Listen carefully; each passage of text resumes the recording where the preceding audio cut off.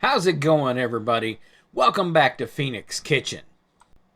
I'm your host, Stacy Williams, and today we're going to look at how to make these amazing, smoky, bacon-wrapped chicken stuffed with jalapeno poppers. Let's see how we do it.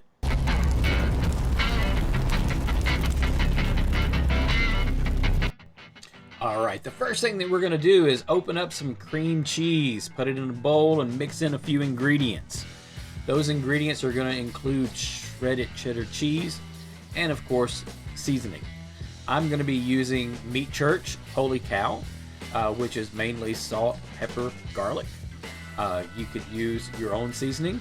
I just happen to have this on hand and I like it. It's a very hearty seasoning. So we're going to get that all in and mixed together.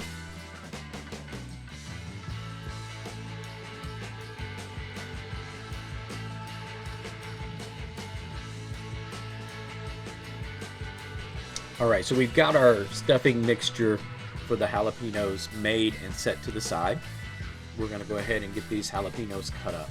I'm just going to take the ends off, and because I'm going to be wrapping these in chicken thighs, boneless, skinless thighs, because let's face it, these days between the price of eggs and the price of chicken meat, I think we have some union chickens going on, and thighs are the way to go. They're very moist, delicious, they've got a little extra fat, which helps them out. We can get boneless, skinless, they're ready to go. So what we're going to do is I'm going to cut these jalapenos in half so that they'll roll up inside the thigh, because the thigh is not quite as large as the breast meat would be. I'm going to go ahead and get all of the seeds and capsaicin out. We're not looking for heat, we're looking for jalapeno flavor. If you want a little heat, simply leave a few seeds. You know, the more seeds you have, the more heat you're going to have.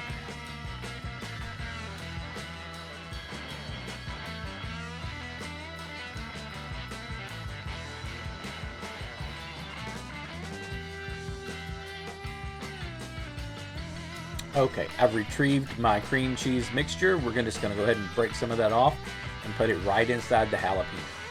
And we'll go ahead and get all of these jalapeno halves stuffed with the cream cheese. You know, you could put as much or as little as you like. However, keep in mind if you overstuff these, it's a little more difficult to get it to stay inside of the wrapped up chicken.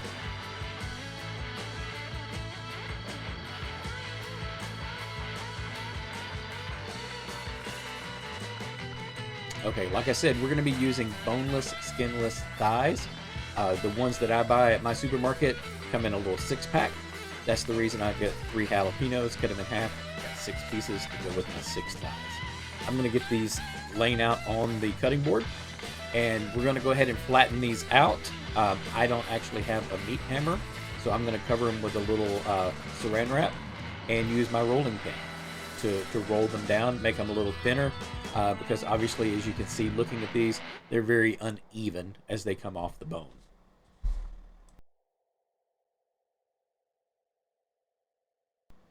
Alright, so we've got our chicken thighs ready to go. The one thing that we need to do before we stuff them with the jalapeno poppers is season them. I'm using the Meat Church fajita seasoning because I want to go with a little bit of a Southwest flavor. This is a very nice rub, just a slight bit of spiciness to it, which is going to accent the jalapeno flavor anyway. So we're going to go ahead and get the inside of this chicken all nice and covered with their seasoning, and then we're going to roll these jalapeno poppers up inside of the thighs.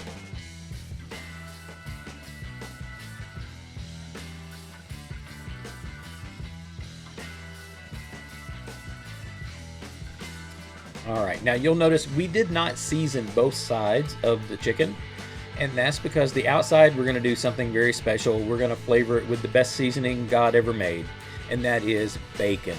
We're going to wrap these suckers up in some nice smoked bacon. I'm not using my homemade bacon to wrap these. I actually bought a pack of thin sliced cheap bacon at the supermarket because A, it's going to be just a little bit saltier, which is going to help season our chicken. And that store-bought stuff, because of the way it's processed, tends to be a little stretchier, which really helps me to wrap the meat up without wasting slices of bacon. So I'm going to take 2 slices to go around, and then the 3rd slice I'm going to tear in half and use that for the end pieces to make sure that we're tucking everything in and that our cream cheese mixture doesn't come running out the end of the chicken.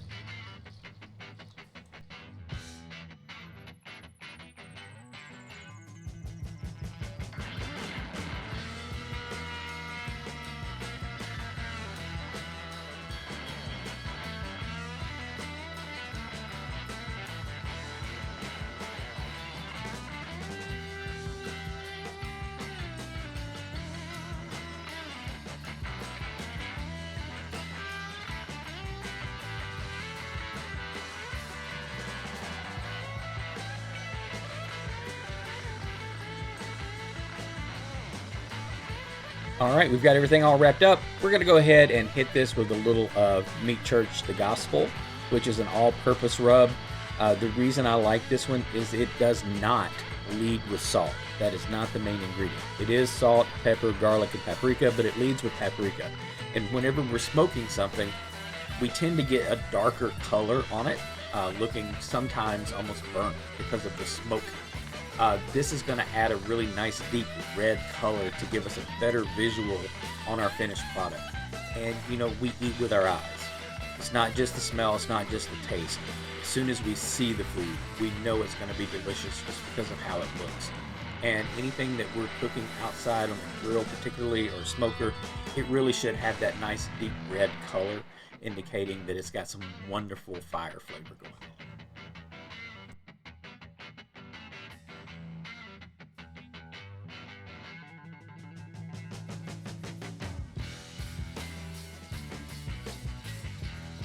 All right, we've got all the prep work out of the way. Time to go ahead and build a fire in the firebox on the smoker.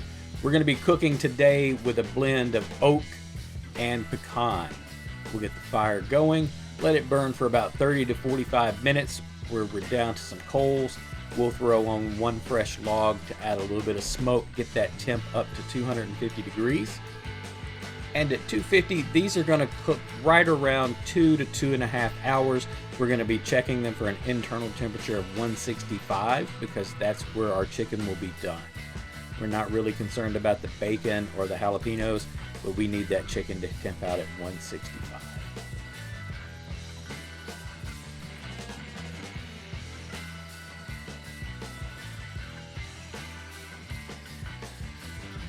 All right, I put these on about an hour ago, coming out to check on my ribs.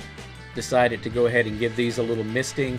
This is a blend of olive oil, apple cider vinegar, and water, just to keep the moisture going on those. All right, so at the 2.5 hour mark, we hit our 165 degrees internal temperature that we were looking for, and we grabbed those off the smoker and brought them in, allowed them to rest for a few minutes. And we're going to drizzle these with a little raw honey. We've got a nice spicy flavor going on this, and I want just a little bit of sweet to hit the top.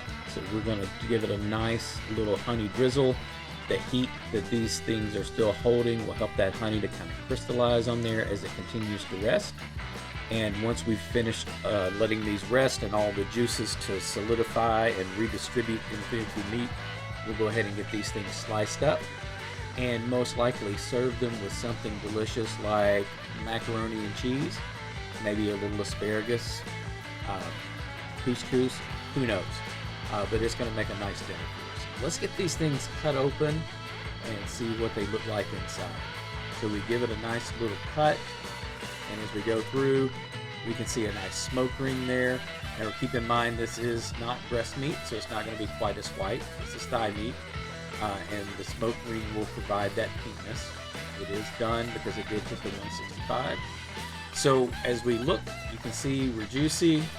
We've got our nice cream cheese. We've got our jalapeno. We've got our chicken. We've got our bacon. So this is going to be absolutely delicious. Now you'll find there is not a recipe in the description below because honestly, we're just seasoning it. And you're going to do that to your taste profile. Just sprinkle that seasoning till you hear your ancestors shout stop, and you'll be in great shape. I really hope you guys will try this recipe. It is absolutely delicious. If you try it and like it, please make sure you leave us a comment down below. Until next time, happy eating.